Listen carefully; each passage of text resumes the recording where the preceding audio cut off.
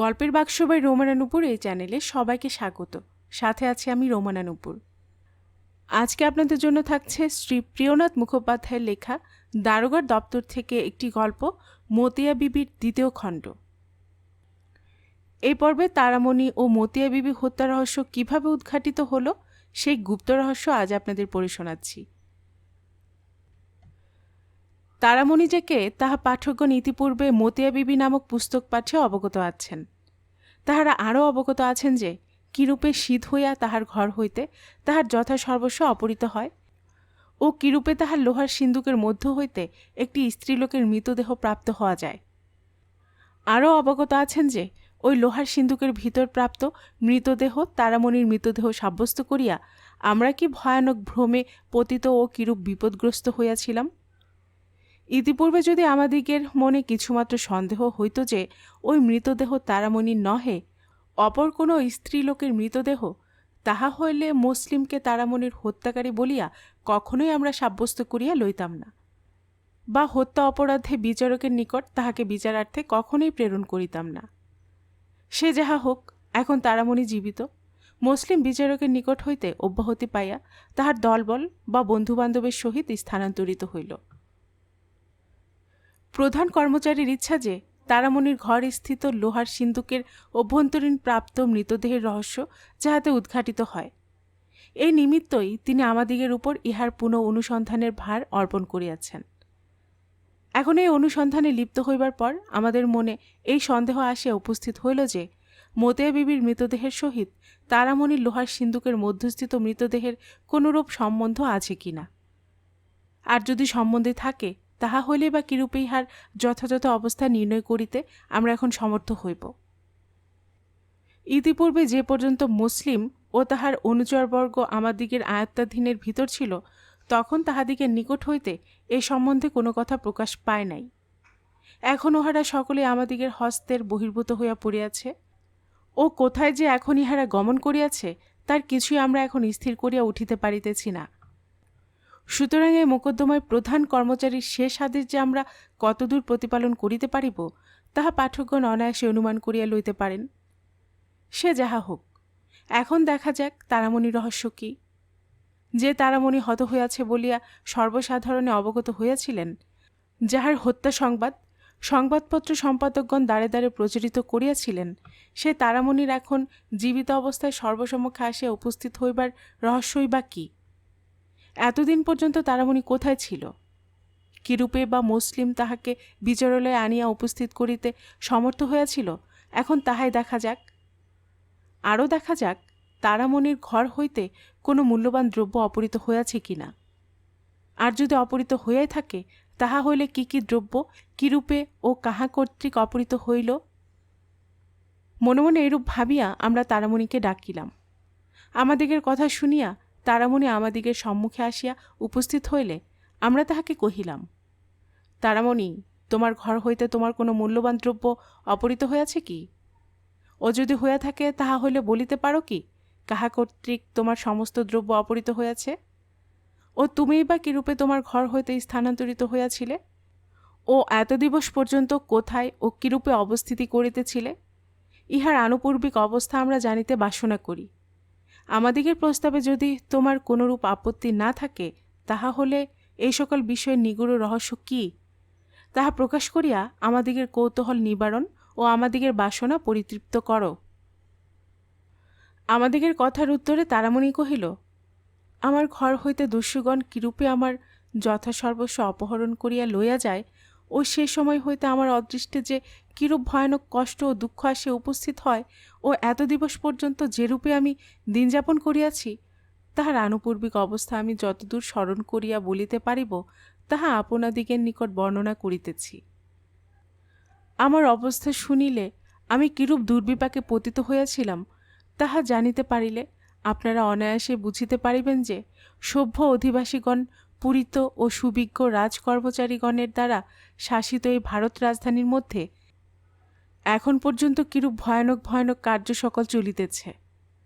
আমার কথা শুনিলে আপনারা জানিতে পারিবেন যে এই সুসভ্য ইংরেজ রাজত্বের মধ্যে শান্তির স্রোত প্রবাহিত থাকিলেও ভয়ানক ভয়ানক অশান্তি তরঙ্গ উত্থিত হইয়া নিরীহ অধিবাসীগণকে সময় সময় কিরূপে আপ্লুত করিতেছে। বিচারকগণের হস্তে শাসনদণ্ড স্থাপিত থাকিলেও সময়ে সময়ে সেই দণ্ড একেবারে অকর্মণ্য হইয়া প্রজাহিতের পক্ষে অন্যরূপ ধারণ করিয়া নিরীহ অধিবাসী বর্গের সর্বনাশ সাধন করিতেছে। আমার চিরদিবসের বিশ্বাস ছিল যে পাপ করিলে তাহার প্রতিফল আছে, কিন্তু এখন দেখিতেছি আমার সেই বিশ্বাস ভ্রমাত্মক। আমার বিশ্বাস ছিল যে পুণ্যেরই সদা সর্বদা জয়লাভ হইয়া থাকে, কিন্তু এখন দেখিতেছি পাপের জয় ক্রমে সর্বব্যাপী হইয়া দাঁড়াইতেছে। আমার বিশ্বাস ছিল দুষ্কর্ম করিলে তাহাকে রাজদণ্ডে দণ্ডিত হইতে হয়, কিন্তু এখন দেখিতেছি যে দুষ্কর্মকারী তাহারই জয়লাভ হইয়া থাকে, আর যে সৎপথ অবলম্বনকারিণী নিরীহভাবে দিনাতিপাত করিবার চেষ্টা করে পদে পদে তাহাকেই বিপদসাগরে পতিত হইয়া হাবুডুবু খাইতে হয়। আগে জানিতাম সর্বস্থানে নিরীহ লোক মনের সুখে দিনযাপন করিয়া থাকে, কিন্তু এখন দেখিতেছি দুষ্ট লোকেই সুখ স্বচ্ছন্দে দিনযাপন করিতে আরম্ভ করিয়াছে। যে সকল ব্যক্তি এখন পদে পদে দুষ্কর্ম করিতেছে, প্রত্যেক কথায় মিথ্যা কথা কহিতেছে, পরের দ্রব্য সদা সর্বদা অপহরণ করিয়া যে জলের মতো অর্থব্যয় করিতেছে, পরের কুলে কালি লাগাইয়া যে দূরে দাঁড়াইয়া হাসিতেছে, এখন দেখিতেছি তাহাদিগেরই জয়। তাহারাই মনের সুখে দিনযাপন করিতেছে। জানি না এখনও ভগবান আছেন কিনা, জানি না ওই সকল লোককে তাহাদিগের কৃতকর্মের ফলাফল ভোগ করিতে হইবে কিনা। সে যাহা হোক, আমি দুষ্ট লোকের হস্তে পতিত হইয়া যেরূপ কষ্ট ও মনস্তব সহ্য করিয়াছি, তাহাই আমি এখন আপনাদিগের নিকট বর্ণনা করিতেছি। তারামণি কহিল, যে দিবস ও যেরূপভাবে আমার ঘর হইতে চুরি হয় তাহাই আপনাদিগকে অগ্রে বলিতেছি। যে রাত্রিতে আমার ঘরে শীত হয়, সেই রাত্রিতে নিয়মিত রূপ আহারাদি করিয়া আমি আমার ঘরের দরজা ভিতর হইতে বন্ধ করিয়া দিয়া নিয়মিত রূপ আপন শয্যার উপর শয়ন করি ও ক্রমে নিদ্রিত হইয়া পড়ি। রাত্রি আন্দাজ 2টার সময় কোনরূপ শব্দ শুনিয়া হঠাৎ আমার নিদ্রা ভঙ্গ হয়। সেই সময় আমার ঘরের মধ্যে একটি প্রদীপ জ্বলিতেছিল। ওই আলোর সাহায্যে আমি দেখিতে পাই আমার ঘরের ভিতর 3 জন লোক প্রবেশ করিয়াছে ও আমার ঘরে স্থিত দ্রব্যাদি অপহরণ করিবার চেষ্টা করিতেছে। আরও দেখিলাম আমার ঘরের পশ্চাৎ দিকের দেওয়ালে একটি প্রকাণ্ড সিঁধ হইয়াছে। বুঝিলাম ওই সিঁধের মধ্য দিয়েই চোরগণ আমার ঘরে প্রবেশ করিয়াছে। আমি স্ত্রী লোক, বিশেষ ওই ঘরের মধ্যে আমি একাকী শুয়েছিলাম। হঠাৎ নিদ্রা ভঙ্গ হইলে ঘরের ভিতর দস্যুদিগকে দেখিয়া আমি একেবারে হতবুদ্ধি হইয়া পড়িলাম। আমার মুখ দিয়ে একটি কথা বহির্গত হইল না। এরূপ অবস্থায় সাহসিক পুরুষগণের অবস্থা যেরূপ হয়ে থাকে তাহা আপনারা অবগত আছেন। আমি স্ত্রী লোক, এরূপ অবস্থা দৃষ্টে সে সময় আমার অবস্থা যে কিরূপ হয়েছিল তাহারা আপনাদিগের নিকট আমাকে বলিতে হইবে না। বিশেষ সেই অবস্থা বর্ণনা করিবার ক্ষমতাও আমার নাই। আপনারা অনায়াসে আমার সেই সময়ের অবস্থা অনুমান করিয়া লইতে সমর্থ হইবেন। আমার নিদ্রা ভঙ্গ হইবার সঙ্গে সঙ্গে ওই দস্যুগণের মধ্যস্থিত 2 ব্যক্তি আমার সন্নিকটে আসিয়া দণ্ডায়মান হইল। উহাদিগের মধ্যে একজনের হস্তে একখানি তীক্ষ্ণ ছুরিকা বা ভোজালি ছিল। সেই অস্ত্রখানি আমার বুকের নিকট ধরিয়া আমাকে কহিল, এখন যদি তুই কোনরূপ গোলযোগ করবি বা চেঁচাইবার জন্য বা কথা কহিবার চেষ্টা করবি, তাহা হইলে দেখবি এই তীক্ষ্ণ অস্ত্র এখনই তোর বুকের ভিতর প্রবিষ্ট হইবে। সে সময় অপর ব্যক্তি কহিল, তোর বাক্স প্যাটরা প্রভৃতির চাবিগুলি কোথায়? ওহা আমাদিগকে এখনই প্রদান কর, নতুবা আমার হস্তে এখনই তুই সমন সদনে গমন করবি। তাহাদিগের কথা শুনিয়া আমি ভাবিলাম, অপরের হস্তে অপঘাত মৃত্যু অপেক্ষা আমার যথাসর্বস্ব অপহৃত হওয়ায় মঙ্গল। এইভাবে আমার চাবিগুচ্ছ যাহা আমি আমার বিছানার নিচে লুকায় রাখিয়াছিলাম তাহা বাহির করিয়া উহার হস্তে প্রদান করিলাম। সেই ব্যক্তি উহা দ্বারা তৃতীয় ব্যক্তির সাহায্যে আমার ঘরে স্থিত বাক্স প্যাটরা প্রভৃতি খুলিতে আরম্ভ করিল। যে ব্যক্তি ছুরিকা হস্তে আমার নিকট দণ্ডায়মান ছিল সে আমার অবস্থিত অলঙ্কারগুলি খুলিয়া দিতে কহিল। আমি নিতান্ত ভীতিবিহ্বল চিত্তে একখানি করিয়া আমার পরিহিত অলঙ্কারগুলি খুলিয়া তাহার হস্তে অর্পণ করিলাম। যাহারা বাক্স প্যাটরা প্রভৃতি খুলিতেছিল তাহার একটি বাক্সের মধ্য হইতে আমার লোহার সিন্দুকের চাবি বাহির করিল ও ওই চাবি দ্বারা ওই লোহার সিন্দুক খুলিয়া তাহার ভিতর সোনা রূপার অলঙ্কার ও নগদ অর্থাদি যাহা কিছু ছিল তাহা সমস্তই বাহির করিয়া লইল। এইরূপ যাহা কিছু মূল্যবান দ্রব্য আমার ঘরে ছিল তাহার সমস্তই উহারা আত্মসাৎ করিয়া পরিশেষে দুই ব্যক্তি আমার ঘরের দরজা খুলিয়া ও আমাকে তাহাদিগের সঙ্গে লইয়া সেই ঘর হইতে বহির্গত হইল। আমরা ঘরের বাহিরে আসিলে তৃতীয় ব্যক্তি যে ঘরের ভিতর ছিল সে পুনরায় ঘরের দরজা ভিতর হইতে বন্ধ করিয়া দিয়া শীতের মধ্য দিয়া ঘরের বাহিরে আসিল ও পরিশেষে তিনজন একত্রিত হইয়া অপহৃত দ্রব্য ও আমাকে লইয়া সেই স্থান হইতে প্রস্থান করিল। সে সময় আমি উহাদিগের ভয় প্রদর্শনে এরূপ ভীত হইয়া পড়েছিলাম যে আমার মুখ দিয়ে একটিমাত্র কথাও বাহির হইল না। ইহারা যেরূপভাবে আমাকে যাইতে বলিল আমি সেরূপভাবেই উহাদিগের সঙ্গে সঙ্গে গমন করিতে লাগিলাম। আমি জানি না কোথায় যাইতেছি বা কেনই যাইতেছি। উহারা আমাকে বলিল না যে আমাকে কোথায় লইয়া যাইতেছে ও কেনই বা লইয়া যাইতেছে। তথাপি কিন্তু আমি তাহাদিগের ইচ্ছা অনুযায়ী তাদের সাথে গমন করিতে লাগিলাম। যে পাড়ার ভিতর আমার বাসস্থান ক্রমে সে পাড়া অতিক্রম করিয়া আমি তাহাদিগের সহিত চলিতে লাগিলাম। গভীর রজনীর আবরণে পাড়ার কেউই আমাদিগকে দেখিতে পাইল না বা কেউই জানিতে পারিল না যে আমরা কোথায় যাইতেছি। ক্রমে আমরা সকলেই সদর রাস্তায় আসিয়া উপনীত হইলাম। দেখিলাম সেই স্থানে একখানি গাড়ি দাঁড়ায় আছে। গাড়ির উপর একজন কোচয়ান ভিন্ন আর কেউ নেই, ভিতরেও কেউ ছিল না।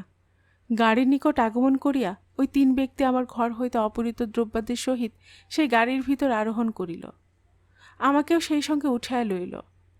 আমরা গাড়িতে উপবিষ্ট হইবার পর ওই গাড়ির উভয় পাশের দরজা উহারা বন্ধ করিয়া দিল ও গাড়ি চলিতে আরম্ভ করিল। অনেকক্ষণ চলিবার পর ওই গাড়ি একই স্থানে আসিয়া দণ্ডায়মান হইল। সেই স্থানে ওই গাড়ির দরজা খুলিলে দেখিতে পাইলাম একটি দ্বিতল বাড়ির সম্মুখে ওই গাড়ি আসিয়া দাঁড়ায় আছে। ওই স্থানে আরোহীগণ গাড়ি হইতে অবতরণ করিল ও আমাকেও গাড়ি হইতে নামাইয়া লইয়া সে বাড়ির ভিতর প্রবেশ করিল। আমরা বাড়ির ভিতর প্রবিষ্ট হইবা মাত্র ওই বাড়ির সদর দরজা এক ব্যক্তি ভিতর হইতে বন্ধ করিয়া দিল। বাড়ির ভিতর প্রবিষ্ট হইয়া দেখিলাম যে বাড়িটি নিতান্ত ক্ষুদ্র নহে। উপর ও নিচে প্রায় 15-16টি ঘর, কিন্তু ঘরগুলি অধিকাংশই শূন্য অবস্থায় পতিত আছে। কেবলমাত্র একটি ঘরে উহারা বাস করে ও অপর একটি ঘরে উহাদিগের রন্ধনাদি হইয়া থাকে। ওই বাড়ির ভিতর প্রবিষ্ট হইলে উহারা ওই বাড়ির মধ্যস্থিত একটি খালি ঘরে আমার থাকিবার স্থান নির্দেশ করিয়া দিল। অনন্যোপায় হয়ে আমাকে সেই স্থানে থাকিতে হইল। তখন পর্যন্ত আমি জানিতে পারিলাম না যে কেনই বা উহারা আমাকে সেই স্থানে লইয়া গেল ও কেনই বা আমাকে সেই স্থানে রাখিয়া দিল। আমি যখন সেই স্থানে উপস্থিত হইয়াছিলাম তখন রাত্রি ভোর হয়ে আসিয়াছিল। ক্রমে সূর্যদেব উদয় হইলেন। আমিও আমার ঘর হইতে বহির্গত হইয়া দেখিলাম ওই বাড়ির সংলগ্ন আর কাহারও বাড়ি আছে কিনা। আরও দেখিলাম ওই বাড়ির মধ্য হইতে বাহিরের কোনো লোকের সহিত কথা কহিবার কোনরূপ উপায় আছে কিনা ও আরও দেখিবার চেষ্টা করিলাম যে ওই বাড়ির মধ্য হইতে কোনরূপ উপায়ে পলায়ন করিবার পথ আছে কিনা। কিন্তু দেখিলাম ওই বাড়িটি একটি বাগানের মধ্যে সংস্থাপিত। উহার একদিকে রাস্তা ও অপর তিন দিকে আম বৃক্ষ সংযুক্ত পতিত জমি। নিকটেও কাহারও বাসস্থান নাই। ওই বাড়ি হইতে অপর কাহারও সহিত কথা কহিবার উপায় নাই বা কোনো দিক দিয়ে ওই বাড়ি হইতে পলায়ন করিবার সুবিধা নাই। আমি পূর্বেই বলিয়াছি যে আমার থাকিবার নিমিত্ত উহারা ওই বাড়ির দ্বিতলের উপর একটি প্রকোষ্ঠ নির্দিষ্ট করিয়া দিয়াছিল। আমি দ্বিতল হইতে ক্রমে নিম্নতলে গমন করিলাম। যে প্রকোষ্ঠে 8-10 জন দস্যু অবস্থান করিতেছিল তাহারা প্রায় সকলে আমাকে নিম্নতলে যাইতে দেখিল, কিন্তু কেহই আমাকে কিছুই বলিল না বা জিজ্ঞাসা করিল না যে আমি কোথায় যাইতেছি। উহাদিগের মধ্যে কেবল 2-1 জন আমার দিকে দৃষ্টিপাত করে একটু হাসিল মাত্র। আমি নিজে গমন করিলাম। ওই বাড়ির নিম্নতলে গমন করিবার আমার এইমাত্র উদ্দেশ্য ছিল যে যদি দেখিতে পাই ওই বাড়ির কোনো দরজা খোলা আছে বা ওই বাড়ি হইতে বহির্গত হইবার অপর কোনো উপায় আছে, তাহা হইলে আমি ওই স্থান হইতে পলায়ন করিবার চেষ্টা করিব। কিন্তু নিম্নতলে গমন করিয়া দেখিলাম যে আমার উদ্দেশ্য সফল করিবার কোনরূপ উপায় নাই। বাড়ির মধ্যে প্রবেশ করিবার বা বাড়ি হইতে বহির্গত হইবার কেবলমাত্র 2টি দরজা আছে। একটি সদর দরজা, অপরটি খিড়কি। দরজার নিকট গমন করিলাম, কিন্তু দেখিলাম আমার মনোবাঞ্ছা পূর্ণ করিবার কোনরূপ উপায় নাই। 2টি দরজার ভিতর হইতে তালা বন্ধ ও 2টি দরজার নিকটেই 2 জন করিয়া লোক উপবিষ্ট। আমি উহাদিগের প্রত্যেককেই ওই দরজা খুলিয়া দিতে বলিলাম, কিন্তু কেহই আমার কথা শুনিল না। অধিকন্তু আমাকে যৎপর নাস্তি গালি দিয়া সেই স্থান হইতে আমাকে তাড়াইয়া দিল। আমি অনন্য উপায় হইয়া আমার থাকিবার নির্দিষ্ট ঘরে পুনরায় গমন করিলাম ও সেই স্থানে বসিয়া অশ্রু জলে আপন বস্ত্র অভিষিক্ত করিতে লাগিলাম। আমার দিকে কেহই দৃষ্টিপাত করিল না বা কেহই আমাকে কোনো কথা জিজ্ঞাসা করিল না। আমি সেই ঘরের মধ্যে শুইয়া কেবল ক্রন্দন করিতে লাগিলাম। এরূপে ক্রমে বেলা 2 প্রহর অতীত হয়ে গেল। সেই সময় আমি দেখিলাম যে মুসলিম, অবশ্য তাহার নাম আমি সেই সময় জানিতাম না, আমার ঘরের সম্মুখ দিয়ে গমন করিতেছে। আমি তাহাকে ডাকিলাম, সে আমার ঘরের ভিতর প্রবেশ করিল। তখন আমি তাহাকে কহিলাম, বাবা, তোমরা তো আমার যথাসর্বস্ব অপহরণ করিয়া লইয়া আসিয়াছ, কিন্তু তাহাতে আমি তোমাদিগকে কিছুই বলি নাই। আমার বৃদ্ধ বয়সের নিমিত্ত যাহা কিছু সংস্থান ছিল তাহার সমস্তই তোমরা গ্রহণ করিয়াছ বলিয়া আমি এখনও তোমাদিগকে কিছু বলিতেছি না। কিন্তু আমাকে এখানে ধরিয়া আনিলে কেন? আমি এখন বৃদ্ধা হইয়া পড়িয়াছি। আমার দ্বারা তোমাদিগের কোনরূপ উপকারের সম্ভাবনা নাই, বা আমার দ্বারা যে তোমাদের কোনরূপ কার্য সম্পন্ন হইবে এরূপ আশাও তোমরা করিও না। তোমরা আমাকে এখন ছাড়িয়া দাও, আমি আপন স্থানে গমন করি। আমি শপথ করিয়া বলিতেছি যে তোমরা আমাকে ছাড়িয়া দিলে তোমাদিগের কথা বা তোমাদিগের বাসস্থানের কথা আমি কাহাকেও বলিব না। এমনকি আমার ঘরে যে শীত হয়েছে তাহাও আমি কাহাকে কহিব না। আমার কথার উত্তরে মুসলিম কহিল, আমাদিগের কোনরূপ উদ্দেশ্য আছে বলে আমরা তোমাকে এই স্থানে আনিয়াছি ও এই স্থানে তোমাকে আবদ্ধ করিয়া রাখিয়াছি। তুমি যতই কেন রোদন করো না বা এই স্থান হইতে পলায়ন করিবার যতই কেন চেষ্টা করো না, কিছুতে তোমার মনোবাঞ্ছা পূর্ণ হইবে না।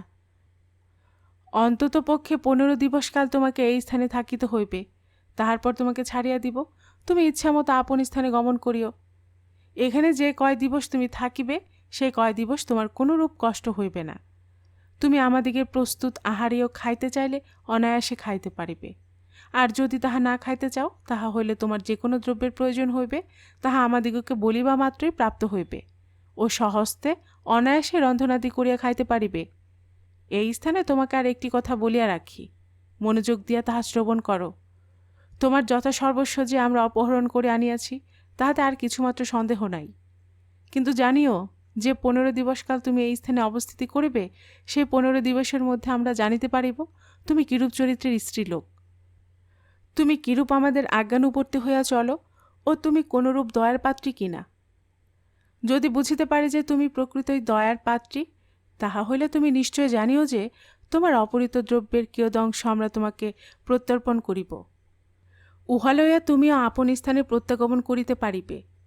আর যদি জানিতে পারি যে তুমি দয়ার পাত্রী নহ, তাহা হইলে ওই 15 দিবস পরে তোমাকে এই স্থান হইতে দূরীভূত করিয়া দিব। এই বলিয়া মুসলিম সেই স্থান হইতে প্রস্থান করিল। মুসলিমের প্রমুখ হাতে এই অবস্থা অবগত হয়ে আমি মনে মনে স্থির করিলাম যে দস্যুগণের সহিত কলহ করিয়া কোনো লাভ নাই। 15 দিবসকাল উহারা আমাকে এই স্থানে রাখিবে বলিতেছে। এখন আমি যতই চেষ্টা করি না কেন ইহাদিগের হস্ত হইতে উদ্ধার পাইবার কোনরূপ উপায় করিয়া উঠিতে পারিব না। অথচ যদি উহাদিগের কথা প্রকৃত হয়, উহাদিগকে সন্তুষ্ট করিতে পারিলে আমার ঘর হইতে অপহৃত দ্রব্যের কিয়দংশ যদি প্রত্যর্পণ করে, তাহা হইলেও আমার বৃদ্ধ বয়সে কিছু না কিছু সংস্থান হইবে। মনে মনে এরূপ ভাবি আমি সেই স্থানে 15 দিবসকাল অবস্থিতি করিয়া যদি উহাদিগকে কোনরূপে সন্তুষ্ট করিতে পারি তাহার চেষ্টা করিতে লাগিলাম। আহারাদি করিবার নিমিত্ত যে কোনো দ্রব্য আমি উহাদিগের নিকট চাইলে তা পেতাম। উহা স্বহস্তে রন্ধন করিয়া আমি ভক্ষণ করিতাম ও আমার নির্দিষ্ট প্রকোষ্ঠে শয়ন ও উপবেশন করিয়া দিনযাপন করিতাম। যে দিবস দিবা দ্বিপ্রহরের সময় মুসলিমের সহিত আমার কথাবার্তা হয়েছিল, সেই রাত্রিতে ওই বাড়ির ভিতর একটি ভয়ানক লোমহর্ষক ব্যাপার সংঘটিত হয়। সেই দিবস সন্ধ্যার পর মুসলিম ও অপর 2 ব্যক্তি ওই বাড়ি হইতে বহির্গত হইয়া যায় ও রাত্রি আন্দাজ 9টার সময় উহারা একটি স্ত্রীলোকের সহিত পুনরায় প্রত্যাগমন করে। ওই স্ত্রীলোকটি যখন ওই বাড়িতে আসিয়া উপস্থিত হয় তখন আমি উহাকে দেখিয়াছিলাম। ওই স্ত্রীলোকটি অতিশয় সুন্দরী না হইলেও বয়ক্রমে তাহাকে যুবতী বলিয়া অনুমান করিয়াছিলাম ও দেখিয়াছিলাম উহার অঙ্গে অনেকগুলি সুবর্ণ নির্মিত অলঙ্কার ছিল। কিন্তু ওই স্ত্রীলোকটি যে কে, কোথা হইতে তাকে আনা হইল আর কেনই বা আসিল, তাহা আমি কিছুই বুঝিয়া উঠিতে পারিলাম না। যে ঘরে আমার থাকিবার স্থান নির্দিষ্ট হইয়াছিল তাহারই পার্শ্বে একটি প্রকোষ্ঠে উহাকে রাখিল। কেবল একমাত্র স্ত্রীলোককে ওই বাড়ির ভিতর দেখিতে পাইয়া তাহার সহিত কথা কহিবার মানুষে আমি তাহার নিকট গমন করিলাম, কিন্তু মুসলিম উহা দেখিতে পাইয়া আমাকে উহার নিকট যাইতে নিষেধ করিল। সুতরাং অনন্যোপায় হইয়া আমি আপন প্রকোষ্ঠে প্রবেশ করিলাম। এই উভয় প্রকোষ্ঠের মধ্যে একটি ক্ষুদ্র গবাক্ষ ছিল, উহা সর্বদা বন্ধ থাকিত। আমার প্রকোষ্ঠে প্রবেশ করে ওই গবাক্ষটি ধীরে ধীরে অতি অল্প পরিমাণে উন্মোচিত করিলাম, অর্থাৎ এরূপভাবে ও এরূপ পরিমাণে উহা খুলিলাম যে উহা দেখিয়া কেহ অনুমান করিতে না পারেন যে আমি উহা খুলিয়াছি। অথচ উহার মধ্যে দিয়ে আমি দেখিতে পাই যে অপর প্রকোষ্ঠে কি হইতেছে। ওই স্ত্রীর লোকটিকে মুসলিম প্রথমত সঙ্গে লইয়া সেই ঘরের ভিতর উপবেশন করিল। ওই দস্যুগণের মধ্য হইতে এক এক করিয়া ক্রমে আরও ৫-৬ জন লোক ওই ঘরের ভিতর প্রবেশ করিয়া ক্রমে সকলে একত্রে উপবেশন করিল ও ওই স্ত্রীলোকটির সহিত ক্রমে ওহারা হাসি ঠাট্টা আরম্ভ করিয়া সময় অতিবাহিত করিতে লাগিল। ক্রমে রাত্রি ১০টা বাজিয়া গেল। যে বাড়িটির কথা আমি বলিতেছি তাহা একে নির্জন স্থানে স্থাপিত ছিল। তাহার উপর রাত্রি অধিক হইবার সঙ্গে সঙ্গে ওই স্থান আরও নিস্তব্ধ হইয়া পড়িল। সে সময় দেখিলাম একটি সামান্য তুচ্ছ কথা অবলম্বন করিয়া ওই স্ত্রীলোকটির সহিত উহারা ক্রমে বচসা আরম্ভ করিল।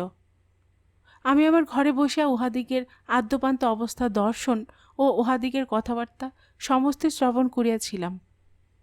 সুতরাং আমি বেশ জানিলাম যে এই কলহে ওই স্ত্রীলোকটির কিছুমাত্র দোষ ছিল না, সমস্ত দোষই ওই দস্যুগণের। স্ত্রীলোকটি ভালো কথা বলিলেও উহারা তাহার বিপরীত অর্থ করিয়া তাহার সহিত মিথ্যা কলহ করিতে আরম্ভ করিল। প্রথম প্রথম আমি বুঝিতে পারিলাম না যে উহারা নিরর্থক ও স্ত্রীলোকটির সঙ্গে কলহ করিতেছে কেন। আমি তখন বুঝিতে পারিলাম না যে এই নিরর্থক কলহের উদ্দেশ্য কি, ও তখন আমি বুঝিতে পারিলাম না যে ওই কলহে ওই দস্যুগণের কোনরূপ স্বার্থ আছে কিনা। কিন্তু পরে জানিতে পারিয়াছিলাম যে কিরূপ ভয়ানক স্বার্থের বশবর্তী হইয়া উহারা ওই স্ত্রীলোকটির সহিত এই মিথ্যা কলহ উপস্থিত করিয়াছিল। পরে জানিতে পারিয়াছিলাম যে উহারা সামান্য স্বার্থের বশবর্তী হইয়া কি ভয়ানক নৃশংস কার্যে প্রবৃত্ত হইবার মানুষে এই কলহের সূত্রপাত করিয়াছিল। পরে আরও জানিতে পারিয়াছিলাম যে সেই নিতান্ত সামান্য স্বার্থ কি ও সেই স্বার্থের বশবর্তী হইয়া উহারা কিরূপ ভয়ানক কার্যে হস্তক্ষেপ করিতে প্রবৃত্ত হইয়াছিল। আপনারা অনেক দস্যু দেখিয়াছেন। দস্যুবৃত্তি যাহাদিগের ব্যবসা, দস্যুবৃত্তি করিয়া যাহারা জীবন ধারণ করিয়া থাকে, এরূপ শত সহস্র দস্যু আপনাদিগের হস্তগত হইলেও এরূপ দস্যু আপনারা কখনোই দেখেন নাই। আপনারা অনেক হত্যাকারী দেখিয়াছেন, অনেক হত্যা মোকদ্দমার আপনারা অনুসন্ধান করিয়াছেন। অনেক হত্যাকারী আপনাদিগের সম্মুখে দণ্ডনীয় হইয়া চিরজীবনের নিমিত্ত ইহলোক পরিত্যাগ করিয়া পরলোক গমন করিয়াছে। কিন্তু আমি বলিতে পারি এরূপ হত্যাকারী এ পর্যন্ত আপনাদিগের হস্তগত হয় নাই। ওই স্ত্রীলোকটির সহিত কলহ বাঁধাইয়া দিয়া দেখিলাম সকলে এক পক্ষ অবলম্বন করিল। সকলে ওই স্ত্রীলোকটির বিপক্ষে দণ্ডায়মান হইয়া তাহাকে যৎপর নাস্তি গালিগালাজ করিতে লাগিল। কেহ কেহ বা তাহাকে অল্প অল্প প্রহার দিতেও পশ্চাৎপদ হইল না। কেহ বা তাহার অঙ্গ হইতে কতগুলি অলঙ্কার উন্মোচিত করিয়া লইল। স্ত্রীলোকটিকে সকলই সহ্য করিতে হইল। প্রথম প্রথম সে একটু জোর করিয়াছিল, কিন্তু পরে বুঝিল সেই স্থানে সেই অবস্থায় জোর করিলে তাহার অপকার ভিন্ন উপকারের সম্ভাবনা নাই। প্রথম প্রথম সে চিৎকার করিয়াছিল, কিন্তু পরে দেখিল চিৎকার করিতে গিয়া হিতের পরিবর্তে তাহার বিপরীত ফল ফলিতে আরম্ভ করিল। উহাদিগের মধ্যে একজন বলিয়া উঠিল, যদিও চিৎকার করিবার চেষ্টা করে তাহা হইলে উহার মুখের ভিতর একখানি বস্ত্র প্রবিষ্ট করিয়া দিও। এই কথা শুনিয়া ওই স্ত্রীলোকটি আর কোনরূপ কথা বলিতে সাহসী হইল না। সেই স্থানে বসিয়া বসিয়াই মনের দুঃখে কষ্টে ও যন্ত্রণায় কেবল অশ্রুজল বিসর্জন করিয়া আপনার বুক ভাসাইতে লাগিল। ওই স্ত্রীলোকটি যে কে, কেনই বা সেই স্থানে আসিল ও কি নিমিত্তই বা তাহার উপর এরূপ অত্যাচার হইতেছে, তাহার কিছুমাত্র আমি অনুমান করিয়া উঠিতে পারিলাম না। সে সময় দেখিলাম আরেকটি লোক সেই ঘরের ভিতর প্রবেশ করিল। তাহাকে দেখিয়া অপর অপর ব্যক্তিগণ যেন একটু জড়সড় হইয়া পড়িল। সেই ব্যক্তি উহাদিগকে গালি দিতে আরম্ভ করিল ও কহিল, এই নিঃসহায় স্ত্রীলোকটির উপর তোরা এরূপ অত্যাচার করিতেছিস কেন? সামান্য স্ত্রীলোকের উপর অত্যাচার করিয়া তোদের কি লাভ হইতেছে? এই বলিয়া ওই স্ত্রীলোকটির দিকে লক্ষ্য করিয়া কহিল, তোমার দেখিতেছি বড়ই কষ্ট হইয়াছে, ও পিপাসায় তোমার মুখ শুকাইয়া গিয়াছে। জল আনিয়া আমি তোমাকে দিতেছি, পান করিয়া একটু সুস্থ হও, তাহারপর আমি তোমাকে তোমার স্থানে পাঠাইয়া দিব। এ বলিয়া এক গ্লাস জল আনিয়া সে ওই স্ত্রীলোকটির হস্তে প্রদান করিল। স্ত্রীলোকটি প্রকৃতি অতিশয় তৃষ্ণার্ত হইয়া পড়িয়াছিল।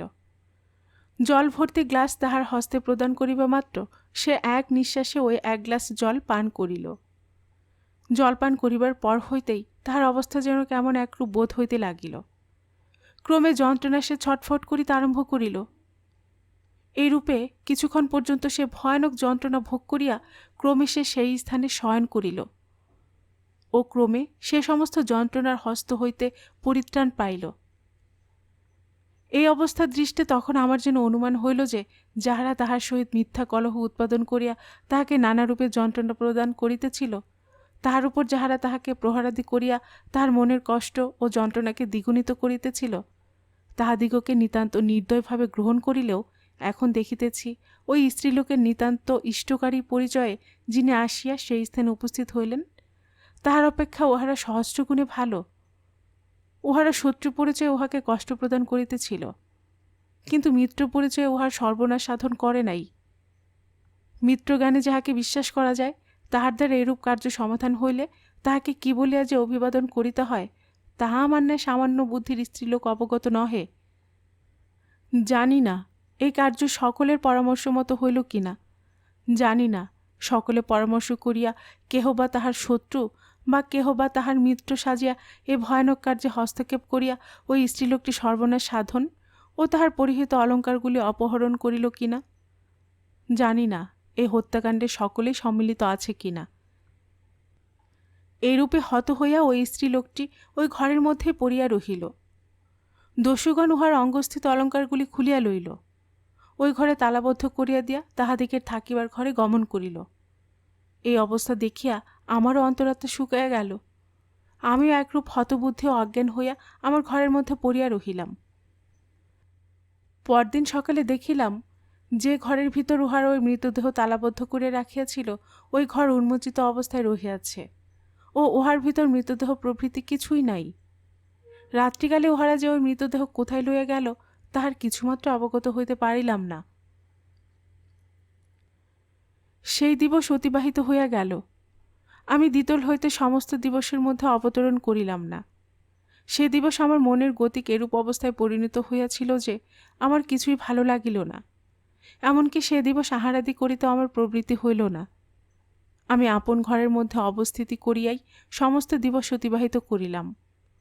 সমস্ত দিবস এক স্থানে বসিয়া থাকিতে থাকিতে আমার মন যেন নিতান্ত অস্থির হইয়া পড়িল। তখন সন্ধ্যা অতীত হইয়া গিয়াছে। সে সময় আমি একবার ওই বাড়ির নিম্নতলে অবতরণ করিলাম, কিন্তু দেখিতে পাইলাম একখানি চারপায়ের উপর ওই মৃতদেহটি একটি ঘরের মধ্যে রক্ষিত আছে। রাত্রিকালে উহার মৃত্যু হয়েছে। মৃত্যুর পর অবশিষ্ট রাত্রি অতিবাহিত হইয়া গিয়াছে। তারপর সমস্ত দিবস গত হইয়া পুনরায় রাত্রি আসিয়া উপস্থিত হইয়াছে।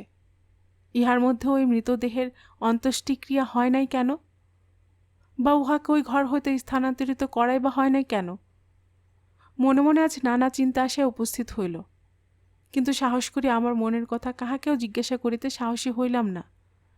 আর জিজ্ঞাসা করিলেই বা উহার আমাকে তাহাদিগের অভিসন্ধির কথা বলিবেই বা কেন? সে সময় আমার মনের যেরূপ অবস্থা হইয়াছিল তাহা আপনারা কিছুমাত্র অনুমান করিতে পারিবেন না।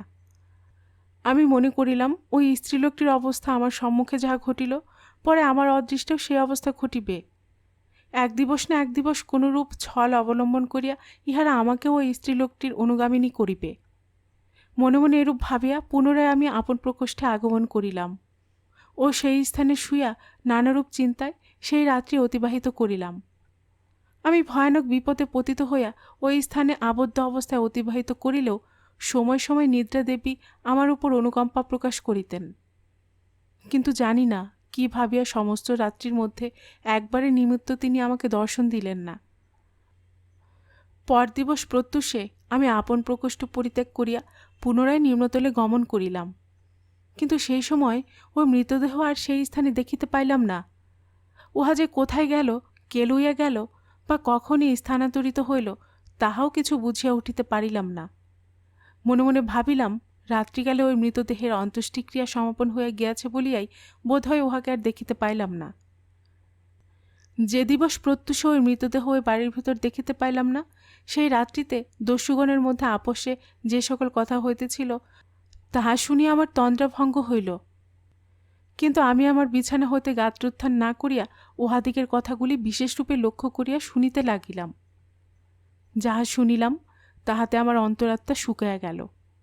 এই ভয়ানক বিপদে পড়িয়া কয়দিন না এই স্থানে বন্দী হইয়া আমার চিরদিবসের উপার্জিত সমস্ত অর্থ হইতে বঞ্চিত হইয়া আমি যেরূপ ভীত হইয়া পড়িয়াছিলাম, দস্যুগণের কথা শুনিয়া আমার সেই ভীতি আরও শতগুণে বর্ধিত হইল।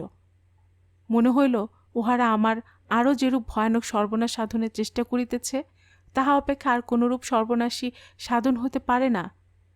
কিন্তু উহারা কি স্বার্থের উপর নির্ভর করিয়া এই ভয়ানক কার্য সাধন করিয়া আসিয়াছে, তাহারও কিছুই বুঝিতে পারিলাম না। উহারা আপোষে যে সকল কথাবার্তা কহিতেছিল তাহার সারাংশ আমি আপনাদিগের নিকট বলিতেছি। আপনারা বিবেচনা করিয়া দেখুন উহাদিগের এরূপ কার্যের উদ্দেশ্য কি।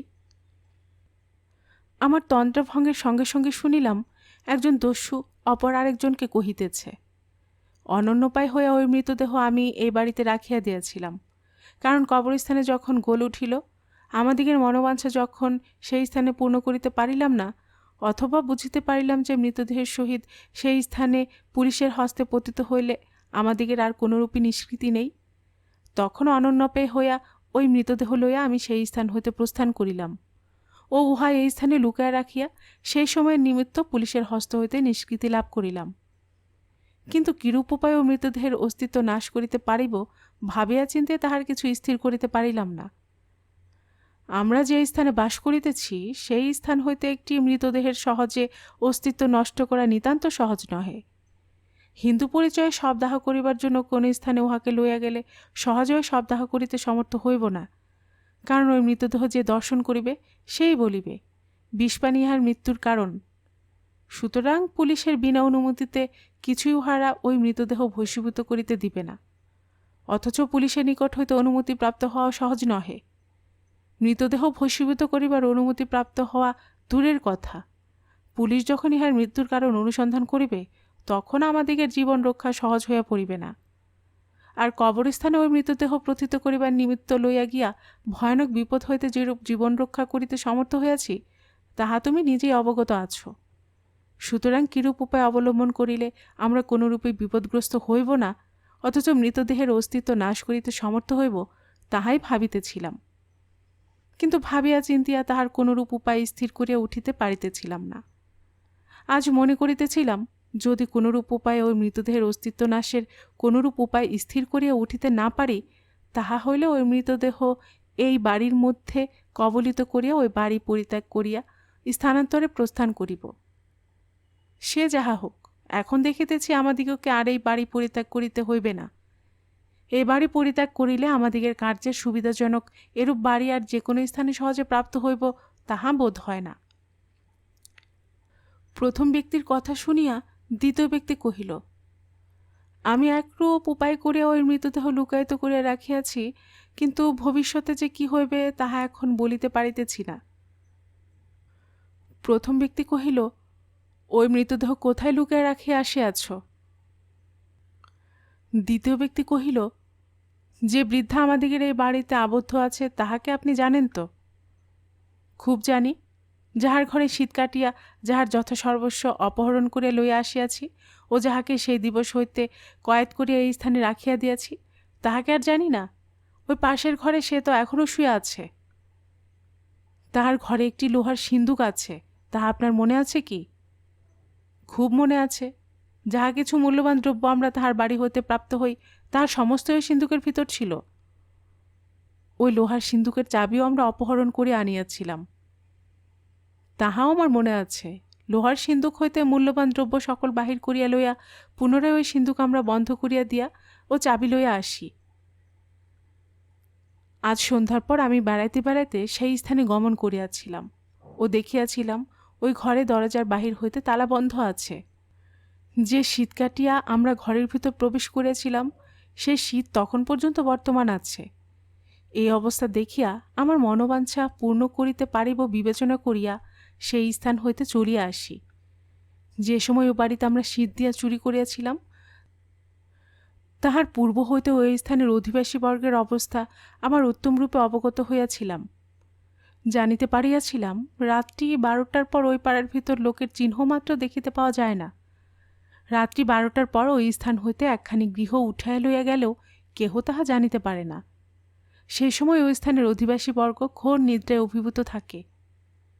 ওই গৃহের অবস্থা দর্শন করিয়া আমি এই স্থানে আগমন করি ও আমাদিগের দলস্থিত অপর কয়েক ব্যক্তির সাহায্যে যে চারিপায়ের উপর ওই মৃতদেহ রক্ষিত ছিল, সেই চারিপায়ের সহিত আমরা উহাকে লইয়া সেই স্থানে গমন করি। স্থানে স্থানে দুই একটি লোকের সহিত আমাদের সাক্ষাৎ হয়েছিল বটে, কিন্তু মৃতদেহ বহন করিয়া লইয়া যাইতেছি দেখিয়া কেহ আমাদিগকে কোনো কথা জিজ্ঞাসা করিল না। ক্রমে আমরা সেই স্থানে গিয়ে উপস্থিত হইলাম। ওই শীতের সন্নিকটে ওই চারিপায়া সন্নিবেশিত করিয়া পরিশেষে ওই মৃতদেহ লইয়া ওই শীত পথে আমরা সেই ঘরের ভিতর প্রবেশ করিলাম। ওই ঘরের মধ্যে যে লোহার সিন্দুক ছিল ও চুরি করিবার দিবস যাহার চাবি আমরা সঙ্গে করে আনিয়াছিলাম, মৃতদেহ লইয়া যাইবার কালীন ওই চাবি আমি সঙ্গে করিয়া লইয়া গিয়াছিলাম। মৃতদেহের সহিত ওই ঘরের ভিতর প্রবিষ্ট হইয়া ওই চাবির দ্বারা ওই সিন্দুক খুলিলাম ও ওই সিন্দুকের ভিতর ওই মৃতদেহ আস্তে আস্তে সংস্থাপিত করিয়া ওই সিন্দুকের চাবি বন্ধ করিলাম ও চাবির সহিত পুনরায় ওই শীত পথে বহির্গত হইয়া ওই চারিপায়ের সহিত সেই স্থান পরিত্যাগ করিলাম। প্রথম ব্যক্তি কহিলেন, এরূপভাবে ওই মৃতদেহ ওই স্থানে রাখিয়া আসিবার উদ্দেশ্য কি? বিনা উদ্দেশ্য কি এই কার্য করিয়া আসিয়াছি? প্রথমত, এই শীত চুরি মোকদ্দমার অনুসন্ধান নিশ্চয়ই পুলিশ করিয়াছে। পুলিশ নিশ্চয়ই এই ঘরের ভিতর প্রবেশ করিয়া ওই ঘরের অবস্থা উত্তমরূপে দর্শন করিয়া গিয়াছে। হয়তো লোহার সিন্দুক খুলিয়া লোহার সিন্দুকের ভিতর কি আছে না আছে তাহাও দেখিয়া লইয়াছে। এরূপ অবস্থায় 10-5 দিবসের মধ্যে কেহ যে ওই সিন্দুক আর খুলিবে তাহা বোধ হয় না। 10-5 দিবস ওই সিন্দুকের ভিতর ওই মৃতদেহ থাকিলে ইহা পচিয়া প্রায় গলিয়া যাইবে। সেই অবস্থায় ওই মৃতদেহ কেহ দেখিতে পাইলেও উহা যে কাহার মৃতদেহ তাহা জানিবার বা চিনিবার কোনরূপ উপায় থাকিবে না। মৃতদেহ শনাক্ত না হইলে আমাদিগের বিপদের আর কোনরূপ সম্ভাবনা থাকিবে না। দ্বিতীয়ত, তারামণির ঘরে শীত হয়ে চুরি হয়েছে। তারামণি আমাদিগের এই স্থানে আবদ্ধা আছে, সুতরাং তাহার পর আর কেহই তারামণিকে দেখিতে পায় নাই। ইহার পর যদি ওই মৃতদেহ গলিতভাবে সিন্দুক হইতে বহির্গত হয়, তাহা হইলে নিশ্চয় সকলকে ভাবিতে হইবে যে ওই মৃতদেহ তারামণির। আর তারামণির গৃহে শীত দিয়া তাহার যথাসর্বস্ব অপহরণ ও তাহাকে হত্যা করা অপরাধে যদি আমরা কেহ ধৃতই হই, তাহা হইলে তারামণির অস্তিত্ব প্রমাণ করিতে পারিলে কোনো বিচারকে আমাদিগকে কোনরূপ দণ্ড প্রদানে সমর্থ হইবেন না। মনে মনে এই অভিসন্ধি স্থির করিয়াই ওই মৃতদেহটিকে তারামণির লোহার সিন্দুকের ভিতর আমরা আবদ্ধ করিয়া রাখিয়া আসিয়াছি। প্রথম ব্যক্তি কহিলেন, তোমরা যে অভিসন্ধি করিয়াছ তাহা নিতান্ত মন্দ নহে, কিন্তু আমাদিগকে এখন আর এই স্থানে থাকিবার প্রয়োজন কি? এই স্থান পরিত্যাগ করিয়া আপন আপন স্থানে প্রস্থান করিলে বোধ হয় এখন ভালো হয়। কারণ যে উদ্দেশ্যে আমরা এই ঘরটি লইয়াছিলাম, আমাদিগের সেই উদ্দেশ্য এখন অনেক পরিমাণে সফলিত হইয়াছে। এখন বোধ হয় আমাদিগের এই স্থান পরিত্যাগ করাই মঙ্গল। দ্বিতীয় ব্যক্তি কহিলেন, আমি আপনার এই প্রস্তাবে সম্মত নহি। কারণ সম্প্রতি যে দুটি কার্য আমাদিগের দ্বারা সম্পন্ন হইয়াছে, তাহার যে অনুসন্ধান পুলিশ কর্তৃক হইতেছে না তাহা নহে। কোন কোন ব্যক্তি দ্বারা এই সকল কার্য সম্পন্ন হইয়াছে, পুলিশ নিশ্চয়ই তাহার অনুসন্ধান করিয়া ফিরিতেছে। এরূপ অবস্থায় আমরা যদি হঠাৎ এই গৃহ পরিত্যাগ করিয়া চলিয়া যাই, তাহা হইলে পুলিশ নিশ্চয়ই আমাদের উপর সন্দেহ করিবে ও আমাদিগের নাম ধাম অবগত হইতে পারিলে আমরা যে ধৃত হইব না তাহাই বা বলি কি প্রকারে। আমরা এই স্থান হইতে আপন আপন স্থানে গমন করিলে আমরা সকলে পৃথক হইয়া পড়িব ও পৃথক পৃথক স্থানে প্রত্যেকে পৃথক পৃথক রূপে ধৃত হইলে প্রত্যেকে হয়তো পৃথক কথা বলিয়া প্রত্যেকেই বিপদগ্রস্ত করিয়া ফেলিব। এদিকে যে কার্যের নিমিত্ত আমরা একত্রিত হয়ে ঘর ভাড়া করিয়াছি, সেই কার্য আমরা এখনও এই স্থান হইতে বিস্তর সম্পন্ন করিতে পারিব। অথচ এই বাড়ি পরিত্যাগ করিলে এইরূপ সুবিধাজনক গৃহ যে আমরা সহজে প্রাপ্ত হইব তাহাও বোধ হয় না। উহাদের মধ্যে এইরূপ কথাবার্তা হইবার পর আর যে কি কথা হইল তাহা আমি আর বুঝিতে পারিলাম না। ইহার পর হইতেই উহারা যেরূপ আস্তে আস্তে কথা কহিতে আরম্ভ করিল, তাহার এক কথার মর্ম আমি বুঝিয়া উঠিতে পারিলাম না। কিন্তু যাহা আমি শুনিলাম তাহাতে আমার অন্তরাত্মা শুকাইয়া গেল। অপরের মৃতদেহ আমার ঘরের মধ্যে!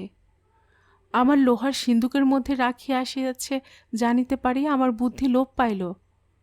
একে আমার এই সর্বনাশ হয়েছে, তাহার উপর আবার কি সর্বনাশ আসিয়া উপস্থিত হইবে তাহা ভাবিয়াই আমি হতজ্ঞান হইয়া পড়িলাম। যাহা আমি শুনিলাম তাহা আমি কখনো স্বপ্নেও ভাবি নাই। চোরে চুরি করে, হত্যাকারী হত্যা করে, কিন্তু এরূপভাবে এক স্থানের মৃতদেহ অপর স্থানে রাখিয়া আসিতে বা যাহার ঘরে চুরি করে তাহাকে আবার অন্য স্থানে আবদ্ধ করিয়া রাখিতে আমি ইতিপূর্বে আর কখনো শ্রবণ করি নাই।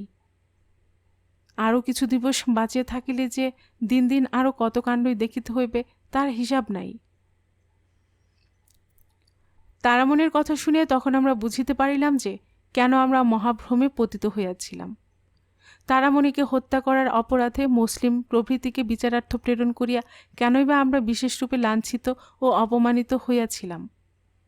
তারামণির লোহার সিন্দুকের ভিতর যে মৃতদেহ পাওয়া গিয়াছিল, রাসায়নিক পরীক্ষকের পরীক্ষায় ওই মৃতদেহের অভ্যন্তর হইতে যে কেন বিষের চিহ্ন প্রাপ্ত হওয়া গিয়াছিল তাহা এখন জানিতে পারিলাম।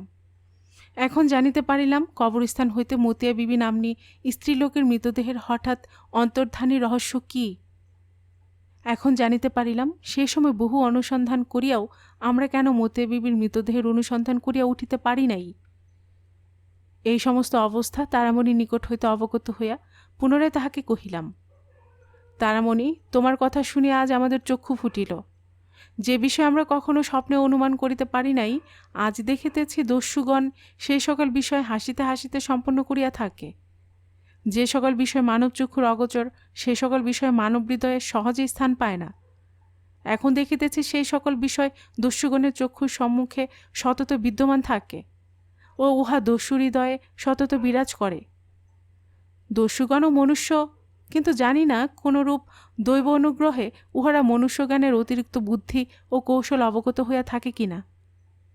সে যাহা হোক, তারামণির জন্য আমরা মুসলিম ও তাহার কয়েকজন অনুচরকে ধৃত করিয়াছিলাম। সেই সময় উহারা একটি স্থান আমাদিগকে দেখাইয়া দিয়াছিল ও কইয়াছিল যে উহারা সেই স্থানে বাস করিয়া থাকে। কিন্তু এখন তুমি যে বাড়ির কথা বলিতেছ সে বাড়িতে উহাদিগকে বাস করিতে তুমি স্বচক্ষে দেখিয়াছ, সেই বাড়ি ও যে বাড়ি আমরা দেখিয়াছিলাম ইহা এক বাড়ি নহে। তুমি বলিতে পারো ইহার ভিতরেও আর কোনরূপ রহস্য আছে কিনা। তারামণি কহিল, আমার মনে হইতেছে যে রাত্রিতে মতিয়া বিবি হত হয়, মুসলিম তাহার সঙ্গীগণকে তাহার পর দিবসে বলিয়াছিল, যদি কেহ কোনরূপে ধৃত হও তাহা হলে আমাদের এই বাসস্থান কেহ পুলিশকে দেখায় দিও না, কারণ পুলিশ যদি আমাদের এই বাসস্থান জানিতে পারে তাহা হইলে তারামণি বাহির হইয়া পড়িবে ও তারামণিকে প্রাপ্ত হইলে পুলিশ অনেক কথা তাহার নিকট হইতে জানিতে পারিবে। তাহা হইলে আমাদের বিপদের আর সীমা থাকিবে না, অথচ বাসস্থান দেখায় না দিলে পুলিশ কোনরূপে ছাড়িবে না। এরূপ অবস্থায় আমার বিবেচনায় অপর কোনো স্থানে আরেকটি ঘর স্থির করিয়া রাখো। পুলিশ যখন যাহাকে জিজ্ঞাসা করিবে তখন সে যেন ওই ঘর পুলিশকে দেখায়া দেয়। আমি কহিলাম, তারামণি, তোমার কথায় প্রকৃত বলে বোধ হইতেছে। যখন আমরা উহাদিগকে ধরিয়াছিলাম তখন প্রকৃত উহারা আমাদিগকে একটি ঘর দেখায় দিয়াছিল, কিন্তু অনুসন্ধান করে আমাদের মনে সন্দেহ জন্মিয়াছিল যে উহারা যে ঘর আমাদিগকে দেখায় দিতেছে সে ঘরে উহারা বাস্তবিকই বাস করে না। আচ্ছা তারামণি, তোমাকে আরেকটি কথা জিজ্ঞাসা করি। বেশ মনে করিয়া দেখো, উহাদিগের নিকট হইতে মতিয়া বিবি সম্বন্ধে যদি কোনো কথা শুনিয়া থাকো, কারণ যে স্ত্রী লোকটিকে উহারা বিষ প্রয়োগে হত্যা করিয়াছিল ও যাহাকে মুসলিমের স্ত্রী মতিয়া বিবি পরিচয় কবরস্থলে লইয়া গিয়াছিল, ও এখন জানিতে পারিতেছি তোমার ঘরে তোমার লোহার সিন্দুকের ভিতর যাহার মৃতদেহ উহারা লুকাইয়া রাখিয়াছিল, সেই স্ত্রীলোকটি কে? তারামণি কহিল, আমার যেন অল্প অল্প মনে হইতেছে যে এক দিবস উহাদের মধ্যে এরূপ কথাবার্তা হইতেছিল। এক ব্যক্তি কহিল, শহরে উহার সম্বন্ধে কোনরূপ উচ্চবাচ্য বা কোনরূপ কথাবার্তা কিছু শুনিতে পাইতেছ? অপর ব্যক্তি কহিল, না, কিছুই তো শুনিতে পাইতেছি না। যাহার ত্রিকুলে কেহ নাই তাহার আর কে অনুসন্ধান করিবে? প্রথম ব্যক্তি কহিলেন, ত্রিকুলে কেহ নাই এ কথা তুমি কিরূপে বলিতেছ? আমি শুনিয়াছি উহার একটি চাকর আছে, দুইটি চাকরানী আছে ও উপপতির ন্যায় এক ব্যক্তির আশ্রয়ে সে বাস করিয়া থাকে। ইহা যদি প্রকৃত হয় তাহা হইলে উহাকে বেয়ারিশ বলিব কিরূপে? দ্বিতীয় ব্যক্তি কহিল, তুমি যাহা বলিলে তাহা সত্য, কিন্তু সময়ে সময়ে ও একাকী বাহিরে গমন করিয়া থাকে ও এমনকি 10-15 দিবস পর্যন্ত কোনো বাবুর বাগানে একাকী বাস করিয়া আমোদ আহ্লাদ করিতে দ্বিধা হয় না। এই জন্য উহার কেহ অনুসন্ধান করে না। তারামণির নিকট হইতে মতিয়া বিবির কথা যাহা কিছু জানিতে পারিলাম, তাহাতে বুঝিলাম যে ইহাতে আমাদিগের অনেকটা উদ্দেশ্য সিদ্ধ হইবে। আরও জানিতে পারিলাম, মুসলিম মতিয়া বিবিকে তাহার বনিতা বলিয়া যে পরিচয় দিয়াছিল, তাহা মিথ্যা। সে একজন বনিতা নহে, বার বনিতা। সে একজনের আশ্রয়ে কখনো বাস করিত না, 10 জনের আশ্রয় অবলম্বন করে জীবন ধারণ করিত। তাহার থাকিবার নির্দিষ্ট স্থান থাকিলেও সময়ে সময়ে সে বাবুদিগের সহিত বাগানে গিয়া দিন যাপন করিত। এরূপ অবস্থায় মতিয়া বিবি যে কে, কোথায় তাহার বাসস্থান, তাহার চাকর চাকরানী ও উপপতি প্রভৃতি কে কোথায় আছে, তাহা এখন অনুসন্ধান করিয়া বাহির করিতে বিশেষরূপ কষ্ট হইলেও একেবারে দুঃসাধ্য হইবে না। আরও মনে করিলাম, মতিয়া বিবির বন্ধু বান্ধব প্রভৃতিকে অনুসন্ধান করিয়া বাহির করিতে পারিলে আরও অনেক নতুন কথা নিশ্চয় বাহির হইবে। তখন হয়তো মুসলিম ও তাহার অনুচরবর্গের পুনরে অনুসন্ধানের বিশেষ প্রয়োজন হইয়া পড়িবে। তখন হয়তো উহাদিগের উপর মতিয়া বিবিকে হত্যা করার নিমিত্ত হত্যা মোকদ্দমার অবতারণা করিয়া পুনরায় মোকদ্দমার অনুসন্ধান ক্ষেত্রে আমাদিগকে বিচরণ করিতে হইবে। তারামণির মোকদ্দমায় উহাদিগকে কোনরূপ দণ্ড প্রদান করাইতে আমরা সমর্থ হই নাই, কিন্তু জানি না মতিয়া বিবির মোকদ্দমায় উহারা পুনরায় নিষ্কৃতি পাইবে কিনা। তারামণিকে উহাদের সম্বন্ধে আরও অনেক কথা জিজ্ঞাসা করিলাম, কিন্তু আমাদিগের কার্যোপযোগী আর কোনো বিশেষ কথা প্রাপ্ত হইলাম না। আমাদিগের উপরিতন কর্মচারীর আদেশ ছিল এই মোকদ্দমার পুনরায় অনুসন্ধান করা, মতিয়া বিবির মৃত্যু রহস্য উদ্ঘাটন করা ও যাহাতে মুসলিম প্রভৃতির কৃতকর্মের উপযুক্ত দণ্ড হয় তাহার সাধ্যমতো চেষ্টা করা। সুতরাং তারামণির নিকট হইতে যে সকল বিষয় আমরা জানিতে পারিলাম, তাহা কোনরূপে উপেক্ষা করিতে পারিলাম না। পুনরায় অনুসন্ধান ক্ষেত্রে উপনীত হইয়া এই কঠোর কার্য সহস্তে গ্রহণ করিলাম। কলিকাতার মধ্যে যে যে স্থানে যেরূপ বারবনিতাদিগের বাসস্থান তাহা আমরা জানিতাম। যে সকল বারবনিতাগণ নৃত্য গীতে পটু ও বাবুদিগের বাগানে বাগানে অবস্থিতি করিয়া যাহারা আপন আপন জীবিকা নির্বাহ ও অলঙ্কার ও অর্থের সংস্থান করিয়া থাকে, তাহাদিগের অনেকেই আমাদিগের পরিচিত না থাকিলেও আমরা উহাদিগের অনেকেরই সন্ধান রাখিতাম। এই বিষয়ের অনুসন্ধান করিবার প্রথম সোপান মতিয়া বিবির বাসস্থানের অনুসন্ধান, অর্থাৎ সে যে ডেরায় থাকিত ও কাহার দ্বারা প্রতিপালিত হইত তাহার বিস্তারিত বিবরণ জানিবার নিমিত্ত আমরা প্রথমে প্রবৃত্ত হইলাম। মতিয়া বিবি এই নাম শুনিয়া আমাদিগের প্রথম হইতে বিশ্বাস হইয়াছিল যে সে কোনো মুসলমানই বেশ্যা। ঐরূপ মুসলমান বেশ্যাগণের অধিকাংশই প্রায় ফৌজদারি বালাখানার সন্নিকটবর্তী স্থানে বাস করিয়া থাকে। সুতরাং ওই স্থানে আমরা গিয়া প্রথম অনুসন্ধান আরম্ভ করিলাম। মতিয়া বিবি নাম্নী কোনো স্ত্রীলোক অথবা অপর নামধারিণী অপর কোনো বিলাসিনী ওই স্থান হইতে অন্তর্হিতা হইয়াছে কিনা তাহা জানিবার জন্য বিশেষরূপ চেষ্টা করিলাম, কিন্তু ওই স্থান হইতে কোনো স্ত্রীলোকের অন্তর্হিতা হইবার কোনরূপ সন্ধানই প্রাপ্ত হইলাম না। মৃত স্ত্রীলোকটির নাম মতিয়া বিবি ইহা দস্যুগণের মুখ হইতে প্রকাশিত হইয়াছে ও উহাদিগের নিকট হইতে জানিতে পারিয়া গিয়াছে যে মতিয়া বিবি জাতিতে মুসলমান।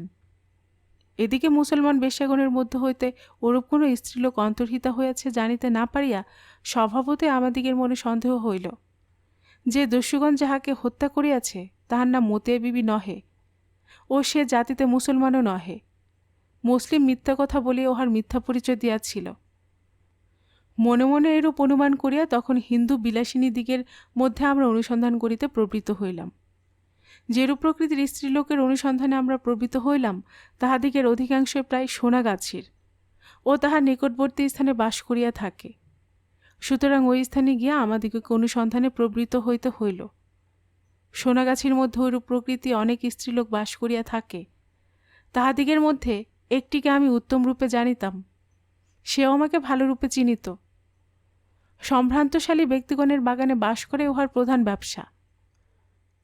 আমি সোনাগাছির মধ্যে প্রবেশ করিয়া সর্বপ্রথম উহারই নিকট গমন করিলাম ও কিরূপ লোকের অনুসন্ধানের নিমিত্ত আমি সেই স্থানে গমন করিয়াছিলাম তাহার সমস্ত অবস্থা আমি তাহাকে কহিলাম। আমার কথা শুনিয়া সে 5-7টি স্ত্রীলোকের নাম ও ঠিকানা আমাকে বলিয়া দিল ও কহিল, ইহাদিগের মধ্যে বেলা নাম্নী স্ত্রীলোকটি অতিশয় মদ্যপায়ী।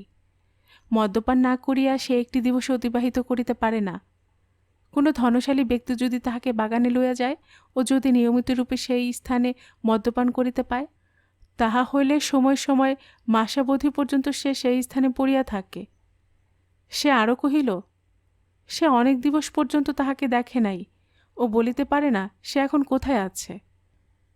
উহার নিকট হইতে এই অবস্থা অবগত হইবা মাত্র আমার উত্তমরূপ অনুমান হইল যে মতিয়া বিবি বেলা ভিন্ন অন্য কেহই নহে। দস্যুগণ এই বেলাকে এই স্থান হইতে লইয়া গিয়া তাহার সর্বনাশ সাধন ও তাহার যথাসর্বস্ব অপহরণ করিয়া পরিশেষে তাহাকেই তারামণির লোহার সিন্দুকের ভিতর আবদ্ধ করিয়া রাখিয়াছিল। মনে মনে এরূপ ভাবিয়া বেলা যে বাড়িতে বাস করিত সেই বাড়িতে গিয়া উপনীত হইলাম ও জানিতে পারিলাম প্রাতেই বেলা সে সময় হইতে অন্তর্ধান হইয়াছে। একটি অপরিচিত লোক যে বেলার ঘরে প্রায়ই সর্বদা আসিত, সেই এক দিবস আসিয়া বেলাকে সঙ্গে করিয়া সেই স্থান হইতে লইয়া যায়, কিন্তু এ পর্যন্ত বেলা আর প্রত্যাগমন করে নাই। বেলার একটি চাকর ও একটি চাকরানী এখন পর্যন্ত এ বাড়িতে বেলার ঘরে বেলার প্রত্যাগমনের প্রত্যাশায় বাস করিতেছে। বেলার একটি উপপতি আছে, সে কোনো ভদ্র বংশোদ্ভূত জনৈক ধনাঢ্য ব্যক্তির গৃহতাড়িত পুত্র। নানারূপ দুষ্কর্মে রত ও মদ্যপানে অনুরক্ত হইয়া পিতার যথেষ্ট অর্থ নষ্ট করায় তাহার পিতা তাহাকে গৃহ হইতে বহিষ্কৃত করিয়া দিয়াছেন। পূর্বে এই বেলার নিমিত্ত সে বিস্তর অর্থ নষ্ট করিয়াছিল ও অলঙ্কার ও অর্থে অনেক টাকা সে বেলাকে দিয়াছিল, কিন্তু যে পর্যন্ত তাহার পিতা তাহাকে তাহার বাড়ি হইতে বহির্গত করিয়া দিয়াছে সে পর্যন্ত সেও কপোদ্যোগ শূন্য হইয়া পড়িয়াছে। এখন বেলাকে কোনরূপে সাহায্য করা দূরে থাকুক, বেলার দ্বারা এখন তিনি প্রতিপালিত। তাহার আহারীয়, পরিধেয় ও সুরাপান প্রভৃতি সমস্ত খরচে এখন বেলা নির্বাহ করিয়া থাকে। আমি বেলার বাড়িতে উপনীত হইবা মাত্রই ওই বাবুটির সহিত আমার প্রথম সাক্ষাৎ হইল।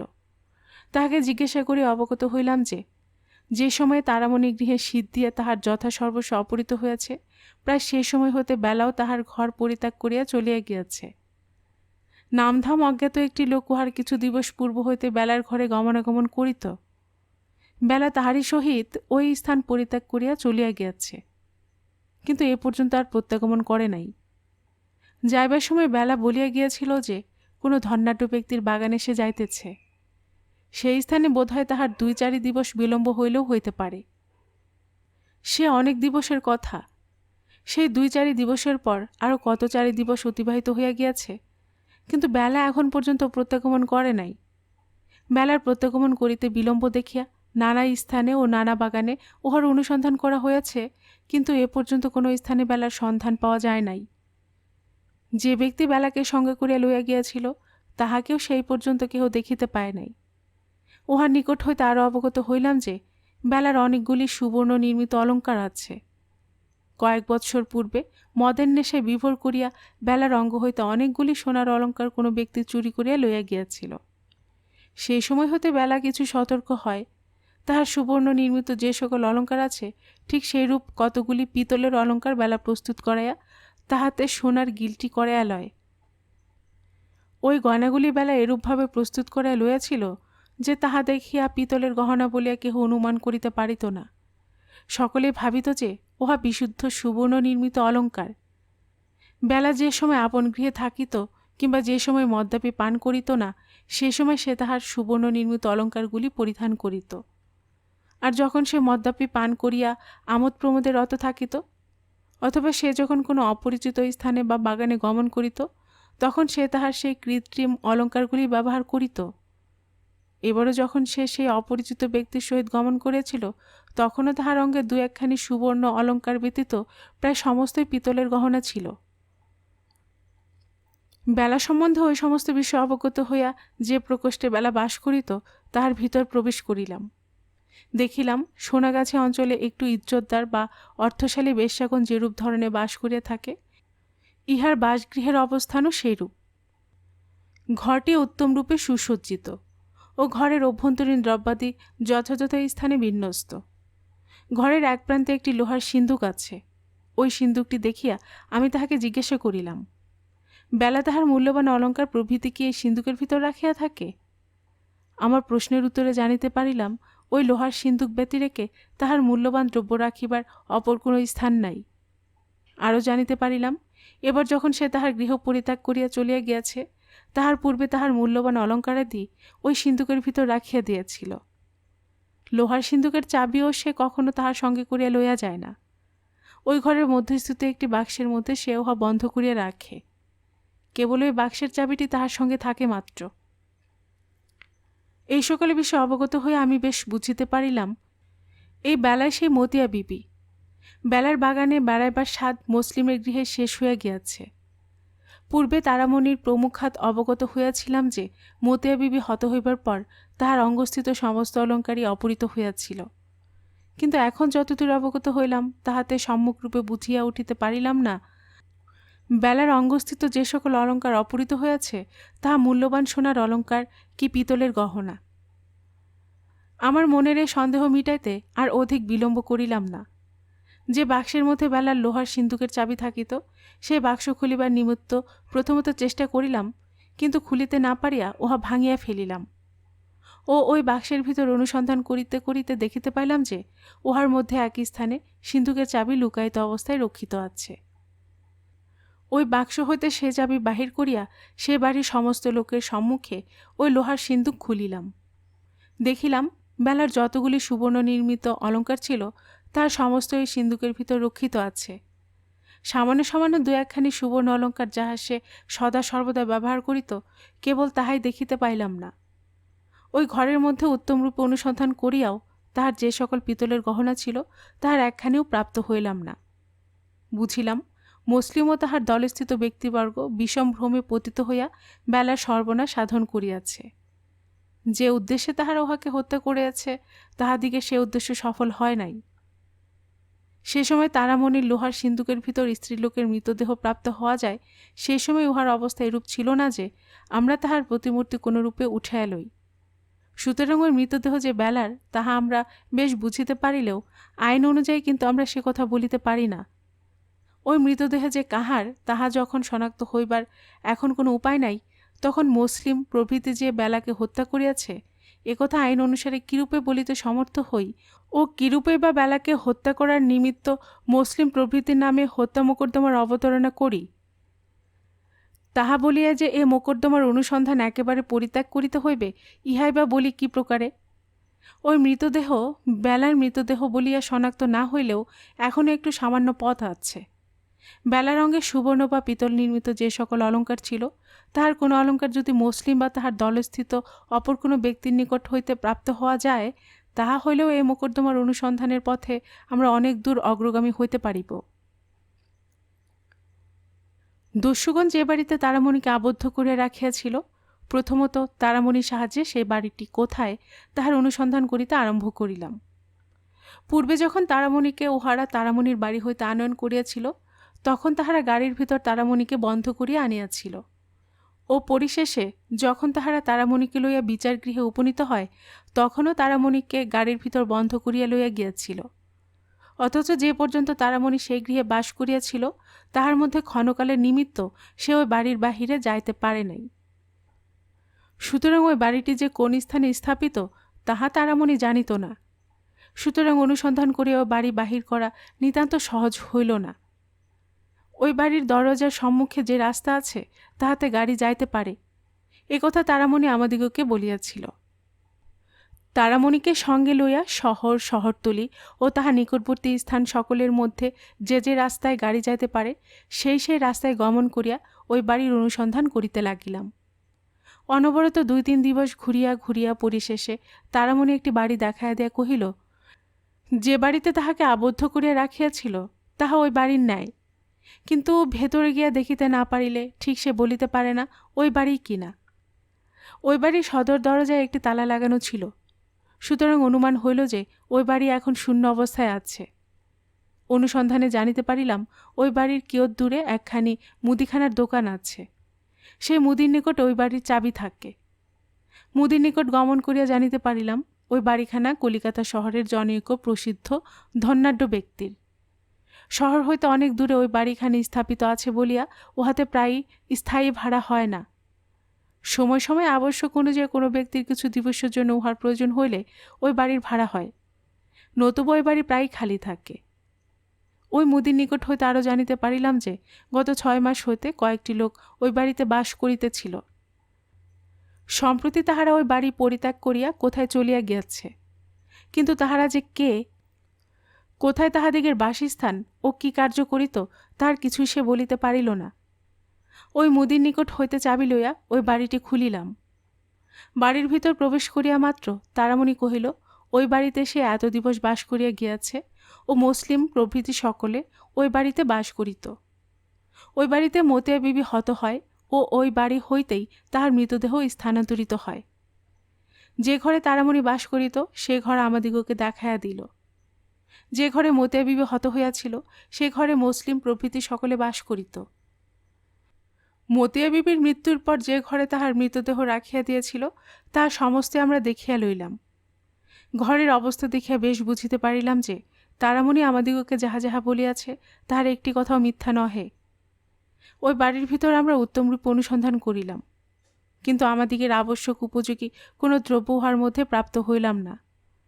সমস্ত ঘরগুলি বিশেষ পরিষ্কার অবস্থায় রক্ষিত ছিল, কোনো দ্রব্যাদি উহার মধ্যে ছিল না। ওই বাড়ির দ্বিতলের উপর কিছুমাত্র প্রাপ্ত না হইয়া নিম্নতলে আসিলাম। সমস্ত ঘর পরিষ্কার করিয়া সমস্ত ঘরের আবর্জনা যে স্থানে নিক্ষিপ্ত হইয়াছিল সেই স্থানটি উত্তমরূপে দেখিলাম উহার মধ্যে নিতান্ত ছিন্ন অবস্থায় দু একখানি পত্র পড়িয়া আছে। ওই ছিন্ন পত্রগুলি বিশেষ সতর্কতার সহিত সংগ্রহ করিলাম। দেখিলাম উহা নাগরী ভাষায় লিখিত। পত্র ডাকে আসিয়াছে বলিয়া অনুমান হইল। আমাদিগের মধ্যে যে সকল কর্মচারী ছিলেন তাহাদিগের মধ্যে একজন কিছু নাগরী জানিতেন। ওই ছিন্ন পত্রগুলি তাহাকে প্রদান করিলাম। উহাতেও যে কি লেখা আছে তাহা জানিতে তাহার প্রায় সমস্ত দিবস অতিবাহিত হইয়া গেল।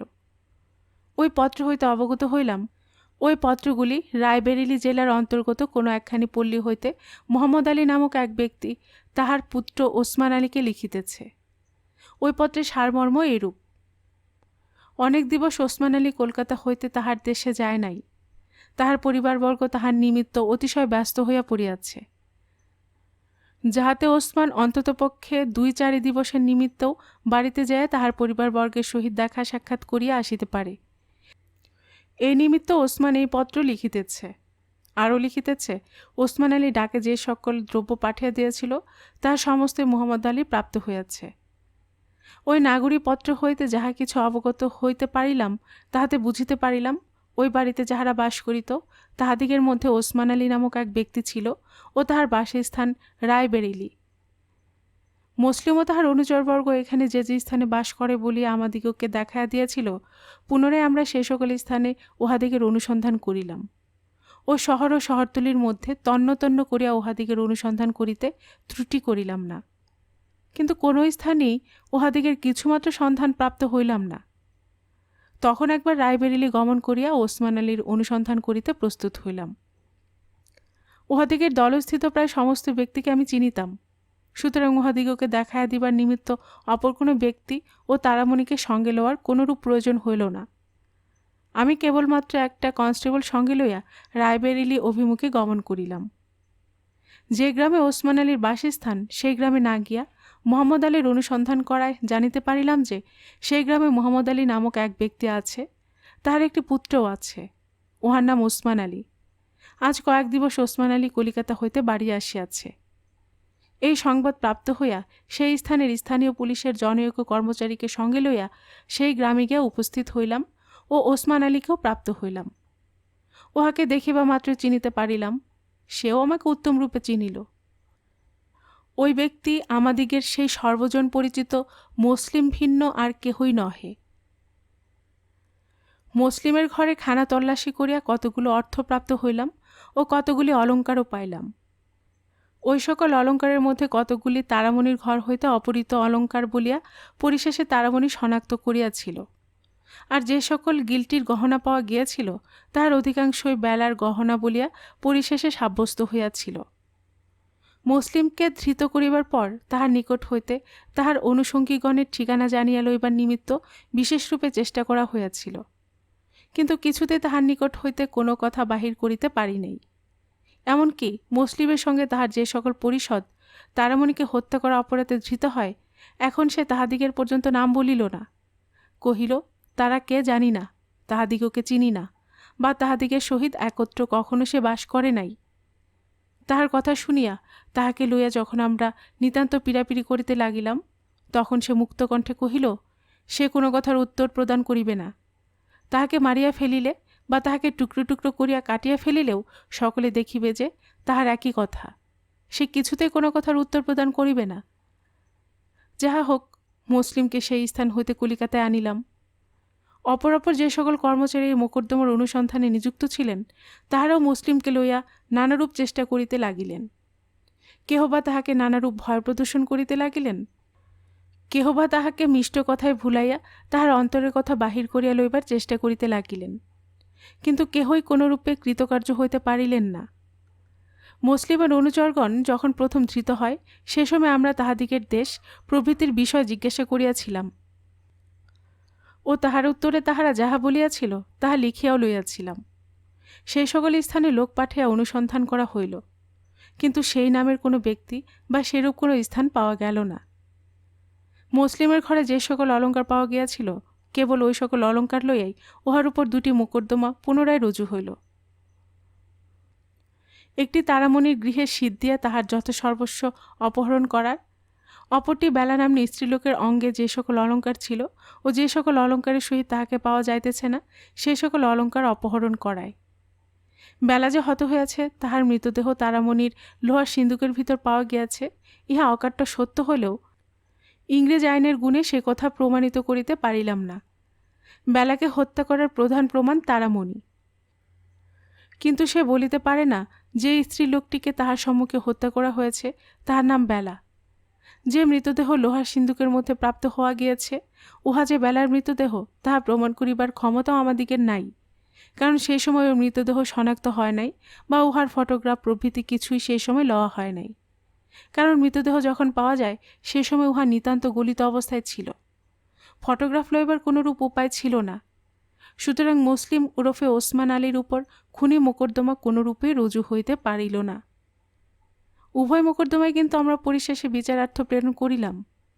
ম্যাজিস্ট্রেট সাহেব সমস্ত প্রমাণাদি গ্রহণ করিয়া তিনিও এই মোকদ্দমার প্রকৃত অবস্থা উত্তমরূপে বুঝিতে পারিলেন, কিন্তু তিনি নিজে উহাদিগকে কোনরূপ দণ্ডে দণ্ডিত না করিয়া উপযুক্ত দণ্ডে দণ্ডিত হইবার নিমিত্ত তিনি উহাদিগকে দায়রায় সোপর্দ করিলেন। দায়রার বিচারে সর্বপ্রথম এক মহার্তক উত্থিত হইল। একবার যখন তারামণিকে হত্যা করা অপরাধে ও তাহার অলঙ্কারপত্র অপহরণ করা অপরাধে মুসলিমের বিচার হইয়া সে অব্যাহতি পাইয়াছে, তাহার উপর তখন এই মোকদ্দমা পুনরায় চলিতে পারে না। এই তর্কের মীমাংসা পরিশেষে হাইকোর্ট হইতে হইয়া মুসলিমের পুনরায় বিচার হয় ও বিচারে তারামণির অলঙ্কার অপহরণের নিমিত্ত তাহার কঠিন পরিশ্রমের সহিত 5 বৎসর কারাদণ্ড হয়। বেলার মোকদ্দমা বেলার অবর্তমানে প্রমাণিত হয় না, সুতরাং ওই মোকদ্দমায় তাহাকে কোনরূপে দণ্ড গ্রহণ করিতে হয় না। ধন্যবাদ সবাইকে। এতক্ষণ আপনাদের পড়ে শোনাচ্ছিলাম শ্রী প্রিয়নাথ মুখোপাধ্যায়ের লেখা দারোগার দপ্তর থেকে একটি গল্প, মতিয়া বিবি। আর গল্প পাঠে আমি আপনাদের সাথে ছিলাম রোমানা নূপুর। আর আপনারা যারা নতুন আমার গল্প শুনছেন, আপনাদের সুবিধার্থে আরেকটি বিনীত অনুরোধ, যদি আপনারা আরও এমন গল্প উপন্যাস শুনতে চান, তবে লাল সাবস্ক্রাইব বাটনে ক্লিক করে রাখুন ও লাইক করে রাখুন। এতে এই চ্যানেলের গল্পগুলি খুঁজে পেতে আপনাদের সুবিধা হবে। আর পাশে থাকা ঘন্টা বাটনটি চেপে রাখুন, যাতে নতুন গল্প দেওয়ার সাথে সাথে আপনাদের কাছে নোটিফিকেশন চলে যায়। খুব ভালো থাকুন সবাই।